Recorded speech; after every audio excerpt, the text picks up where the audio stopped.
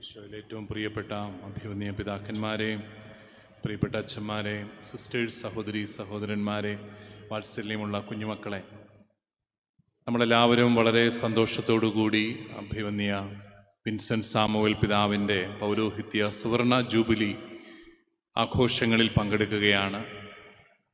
വളരെ ആദരവോടുകൂടി ചങ്ങനാശ്ശേരി അതിരൂപതയുടെയും സീറോ മലബാർ സഭയുടെയും എല്ലാം ആശംസകൾ അഭിവന്യ പിതാവിനെ അറിയിക്കുന്നു.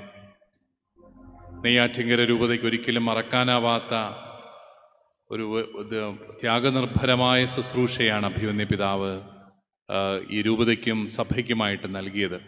ഈ രൂപതയുടെ ജനനം മുതൽ അതിനെ വലിയ കരുതലോടുകൂടി വളർത്തി വലുതാക്കി മറ്റേതൊരു രൂപതയുടെ സൗകര്യങ്ങളുമെല്ലാം ഏർപ്പെടുത്തി അദ്ദേഹം വിശ്രമ ജീവിതത്തിലായിരിക്കുന്നു. അദ്ദേഹത്തിൻ്റെ ആ ജീവിതത്തെ ഓർത്ത് നന്ദി പറയാനുള്ള ഒരു അവസരമാണ് നമുക്കെല്ലാവർക്കും ഇത്. വന്യപിതാവ് ഒത്തിരിയേറെ ലാളിത്യമുള്ള ഒരു മനുഷ്യനായിട്ടാണ് എനിക്കെപ്പോഴും അനുഭവപ്പെട്ടിട്ടുള്ളത്.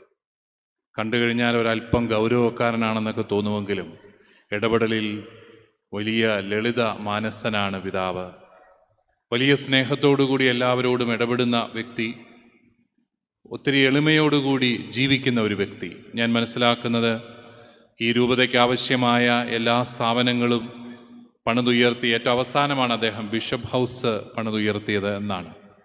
ആ രീതിയിൽ വളരെ ലളിതമായ ജീവിതവും വാത്സല്യ നിർഭരമായ ഇടപെടലും കൊണ്ട് നമ്മുടെ എല്ലാവരുടെയും ഉള്ളിൽ കർത്താവിൻ്റെ ആ സന്ദേശം, സുവിശേഷം ആഴത്തിൽ പതിപ്പിച്ച ഒരു വ്യക്തിയായാണ് നമ്മളെല്ലാവരും വന്യപിതാവിനെ ഓർക്കുന്നത്. പിതാവിൻ്റെ പൗരോഹിത്യ ശുശ്രൂഷയെ ഓർത്ത് നമുക്ക് നന്ദി പറയാം. അതോടൊപ്പം നമ്മളിന്ന് മുൻ വികാരി ജനറൽ ക്രിസ്തുദാസ് അച്ഛൻ്റെ ജൂബിലിയും ആഘോഷിക്കുകയാണ്. അദ്ദേഹത്തിൻ്റെ ശുശ്രൂഷകളെയും ഓർത്ത് നന്ദി പറയാം.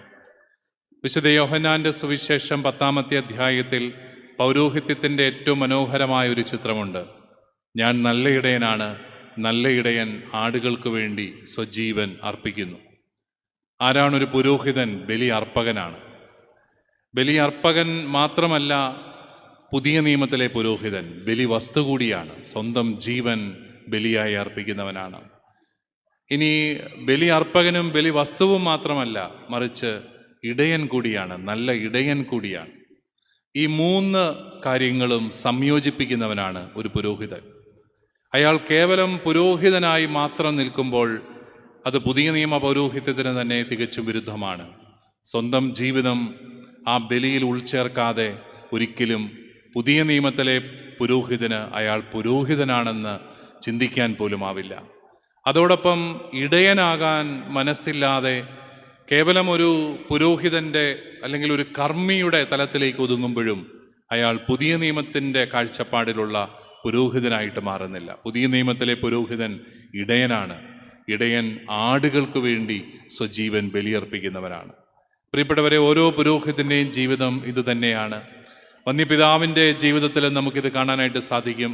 ഒരു മെത്രാൻ്റെ ശുശ്രൂഷ എന്നൊക്കെ പറയുമ്പോൾ പുറത്തുനിന്ന് നോക്കുമ്പോൾ ഒത്തിരി നിറപ്പകിട്ടുള്ളതാണെന്ന് തോന്നാമെങ്കിലും അത് ഉള്ളിൽ നിന്ന് നോക്കുമ്പോൾ ഒത്തിരിയേറെ ത്യാഗനിർഭരമായ ഒരു ശുശ്രൂഷയാണ്. ഒത്തിരിയേറെ ഒറ്റപ്പെടലിൻ്റെയും അതുപോലെ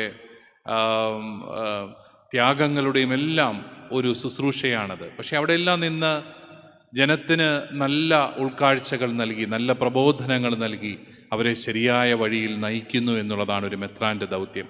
വന്യപിതാവ് ആ ദൗത്യം ഏറ്റവും മനോഹരമായിട്ട് നിർവഹിച്ചു. നമുക്ക് അദ്ദേഹത്തിൻ്റെ ജീവിതത്തെ ഓർത്ത് നന്ദി പറയാം.